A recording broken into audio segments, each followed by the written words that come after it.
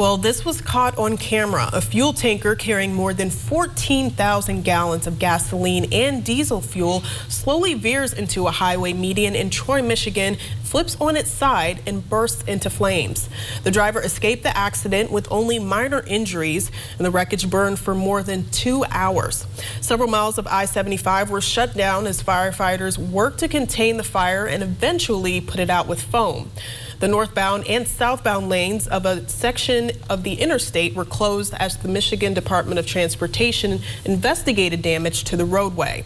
No other vehicles were involved in Monday afternoon's crash, and nobody else was hurt.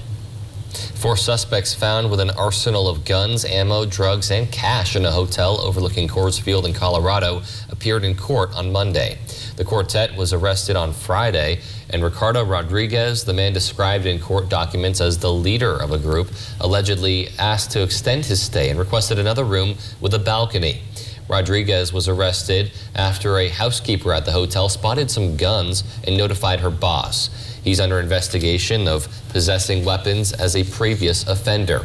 Gabriel Rodriguez, Richard Platt, and Kanulehua Sarikawa were also arrested for various offenses. President Biden delivers a speech on voting rights today with a dramatic display of democracy playing out in Washington. Nearly 6 Texas Democrats have fled to the nation's capital to avoid approving new voting restrictions, and the governor says as soon as they return, they'll be arrested. NBC's Tracy Potts has more. Once they step back into the state of Texas, they will be arrested and brought to the Texas Capitol, and we will be conducting business. Texas Governor Greg Abbott on the 58 Democrats who fled the Lone Star State to avoid a vote on new voting restrictions. I left because I am tired of sitting as a hostage in a Texas House of Representatives while Republicans strip away the rights of my constituents to vote. State Republicans want to get rid of 24-hour voting, drive-through voting, and require ID for absentee ballots. It breaks our heart that we have to do it.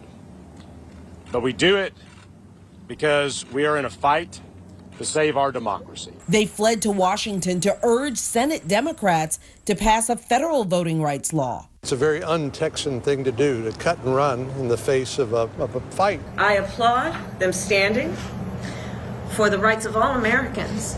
Fighting for the right to vote is as American as apple pie. The Texas drama is playing out as President Biden heads to Philadelphia today to speak on voting rights. This is an opportunity for him to make the case to the American people about how this is a fundamental right. The White House says he'll talk about pending legislation and engaging and empowering voters.